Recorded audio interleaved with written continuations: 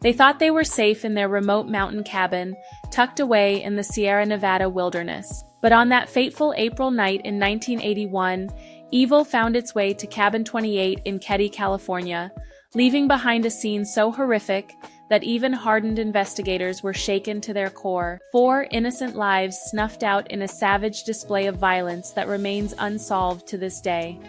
What happened at Keddie that night? And why, after more than 4 decades, are we still asking questions? Welcome back to another deep dive into America's most disturbing unsolved mysteries.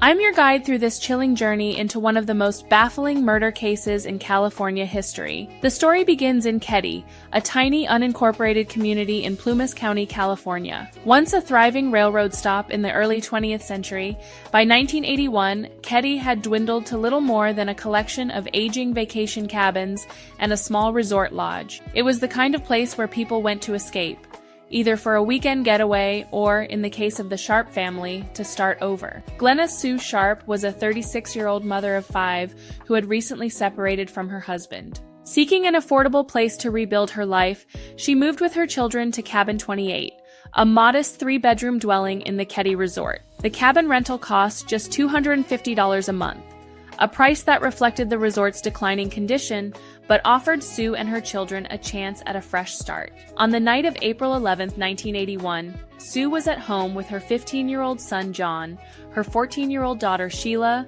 her 12-year-old son Tina, and 2 of John's friends, 15-year-old Dana Wingate and 17-year-old Johnny Johnson. Sheila was babysitting at a neighbor's cabin that night, while Sue's 2 youngest sons, aged 5 and 10, were asleep in another room of Cabin 28. What happened next defies comprehension. When Sheila returned home the following morning, she discovered a scene straight from a nightmare. In the cabin's living room lay the bodies of her mother, her brother John, and his friend Dana. All 3 had been bound with electrical wire and medical tape. All 3 had been brutally stabbed and bludgeoned to death. The level of violence was described by investigators as overkill, far beyond what would have been necessary to take their lives. Most disturbing of all, Tina Sharp was nowhere to be found. The 12-year-old had vanished, leaving investigators to fear the worst. That fear would be confirmed more than 3 years later when a portion of Tina's skull was discovered near a waterfall about 50 miles from Keddie. Remarkably, the 2 youngest boys were found physically unharmed in their bedroom. Whether they slept through the horror or were spared by the killers remains one of the many unanswered questions surrounding this case. The investigation that followed was plagued by missteps from the beginning. The crime scene was not properly secured, with some reports suggesting that up to 25 people, including unauthorized personnel, had access to the cabin in the hours after the bodies were discovered. Physical evidence was mishandled or lost entirely. Witness statements were inconsistently documented. Despite these challenges, several suspects emerged in the early days of the investigation. The most commonly discussed suspects were Martin Smart and his friend Beau Boubede. Smart lived in Cabin 26, just steps away from the Sharp family, and was in the process of separating from his wife, Marilyn. Boubede was staying with Smart at the time and, unbeknownst to many Keddie residents, had connections to organized crime in Chicago. In a bizarre twist, Marilyn Smart had befriended Sue Sharp in the weeks before the murders. According to later statements, Martin resented this friendship and had expressed anger towards Sue. Adding to the suspicion, Martin reported a hammer missing from his toolbox around the time of the murders, a hammer that matched the type of weapon believed to have been used in the killings. Despite these red flags, both Smart and Boubede were cleared as suspects. They left Keddie shortly after the murders, with Smart reportedly telling his wife, "I've paid my dues, and I'm free now." Years later, a therapist who had treated Smart came forward claiming that he had essentially confessed to the murders, stating he had killed Sue, but that the boys were not supposed to be there. Another person of interest was Justin Eason, a local troublemaker who was reportedly seen with a bloody knife around the time of the murders. However, like Smart and Boubede, Eason was never formally charged. The case grew cold over the decades, but never entirely disappeared from the public consciousness.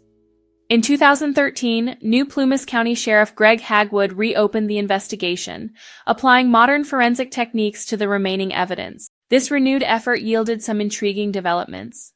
DNA evidence recovered from a piece of tape at the crime scene was found to be consistent with a known suspect. In 2016, the cabin itself was demolished, an event that coincided with the discovery of a hammer in a nearby pond, Whether this was the missing murder weapon remains unconfirmed. Perhaps most significantly, in 2018, the Sheriff's Department announced that they now considered the case solved, though no formal charges have ever been filed against any suspect. Both Smart and Boubede are now deceased, as are many of the original investigators. Some theories suggest that the murders may have been connected to drug trafficking in the area. Others point to possible involvement by local law enforcement, which might explain the mishandling of evidence and the reluctance to pursue certain leads. There are even those who believe that Sue Sharp may have witnessed something she wasn't supposed to see during her time working at the Keddie Resort restaurant. What makes the Keddie murders so enduringly haunting is not just the brutality of the crime, but the lingering sense that justice has been deliberately thwarted. For survivors like Sheila Sharp,